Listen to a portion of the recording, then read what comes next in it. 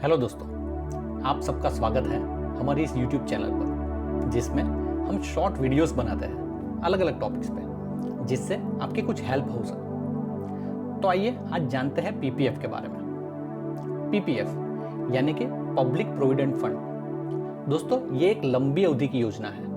हालांकि ये post office से चलता है, पर ये सरकार की योजना है। अब आप अपनी बैंक से भी इसका लाभ ले सकते हैं। इस योजना का उद्देश्य है हमारे देश के लोगों को आर्थिक रूप से पगभर करना, जिससे निवृत्त जीवन में वो अपना जीवन निर्वाह सरलता से चला सके।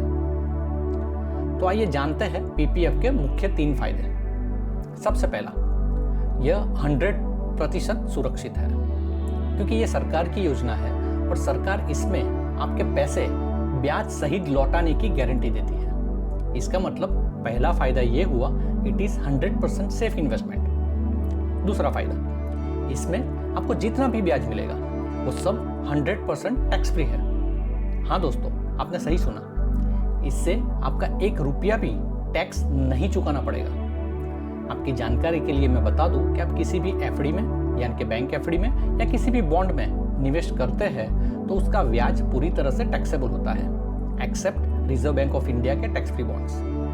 तो इसका दूसरा फायदा यह हुआ कि इससे जो भी इनकम होगी वो 100% टैक्स फ्री होगी। तीसरा फायदा, ये सेक्शन 80C का भी बेनिफिट देता है। दोस्तों, आप लोग जानते ही होंगे कि हम अपना इनकम टैक्स कुछ इन्वेस्टमेंट इंस्ट्रूमेंट्स में निवेश करके बचा सकते हैं। तो दोस्तों, पीपीएफ में निवेश करने पर आपकी टैक्सेबल इनकम निवेशित राशि के अनुसंधान में कम हो जाती है। फॉर एग्जाम्पल, अगर आपकी टैक्सेबल इनकम सालाना 12 लाख है और आप 1.5 लाख पीपीएफ में निवेश करते हैं, तो अब आपको सिर्फ 10.5 लाख पे ही टैक्स भरना होगा। पीपीएफ आज तक की सभी इन्वेस्टमेंट योजनाओं में एफडी के बाद सबसे ज्यादा पॉपुलर इन्वेस्टमेंट इंस्ट्रूमेंट है और इसमें कोई भी भारतीय, चाहे फिर वो किसी भी उम्र का हो, वो निवेश कर सकता है। माइनर के लिए पेरेंट्स निवेश कर सकते हैं। इसमें मिनिमम सालाना बचत ₹500 की करनी होती है और एक नाम पर मैक्सिमम 1 साल में आप 1.5 लाख तक ही निवेश कर सकते हैं। अगर पेरेंट्स बच्चों के लिए यानी कि माइनर के लिए इन्वेस्टमेंट करते हैं तो माइनर प्लस मेजर दोनों मिला के ये निवेशित राशि 1.5 लाख तक की ही लिमिट है। अगर अकाउंट को एक्टिव रखने के लिए आपको इसमें तय की गई जो न्यूनतम राशि है वो आपने जमा नहीं करवाई तो आपको 1 साल का 50 रुपया पेनल्टी चार्ज लगता है। अगर आपने पिछले कुछ सालों में निवेश नहीं किया न्यूनतम राशि, तो आप पिछले सभी सालों का 50 रुपीज के हिसाब से पेनल्टी भर के अपने अकाउंट को एक्टिव करवा सकते हैं। पीपीएफ, जैसे कि मैंने बताया कि लंबी अवधि का प्लान है, तो इसमें कम से कम आपको 15 साल के लिए निवेशित रहना पड़ता है और उसकी मैच्योरिटी पर आप उसको दोबारा 5 साल के लिए एक्सटेंड करवा सकते हैं। पीपीएफ का ब्याज यानी कि वीपीए का अभी का ब्याज करीबन 7.1% है। दोस्तों, ये दर हमारा फाइनेंस मिनिस्ट्री तय करता है और दर का तय होना हमारे अर्थतंत्र की उस समय की स्थिति पर निर्भर करता है, इसलिए ये समय समय पर बदलता रहता है। लेकिन पिछले 20 सालों के अभ्यास से ये मालूम पड़ा है कि पीपीएफ की एवरेज ब्याज एफडी से हमेशा अधिक ही रही है। इसमें हर 3 महीने में आपके खाते में ब्याज जमा हो जाता है।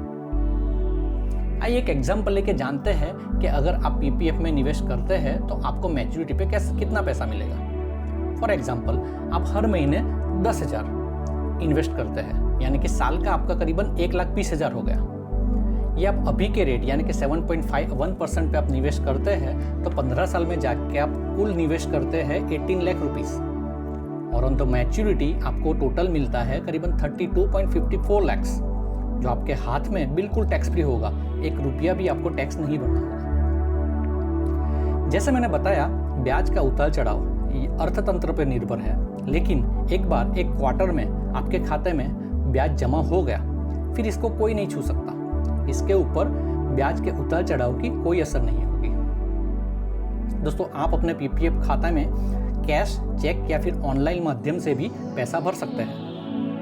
आपको ये खाता खुलवाने के लिए माहिती आपको नज़दीक के पोस्ट ऑफिस से या फिर अपनी बैंक से मिल जाएगी, जो बहुत ही सरल है।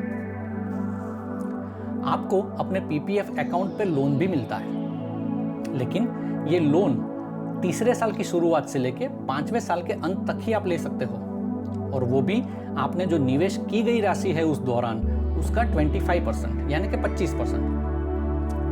अगर आपने लोन लेने के बाद 36 महीने में चुका दी तो इसके ऊपर आपको सिर्फ पीपीए का ब्याज दर प्लस 1% इतना ही ब्याज भरना होगा। और अगर आप 36 महीने से ज़्यादा समय में ब्याज चुकाते हो तो आपको पीपीएफ का ब्याज दर प्लस 6%, जो बहुत महंगा पड़ेगा, उतना चुकाना पड़ेगा।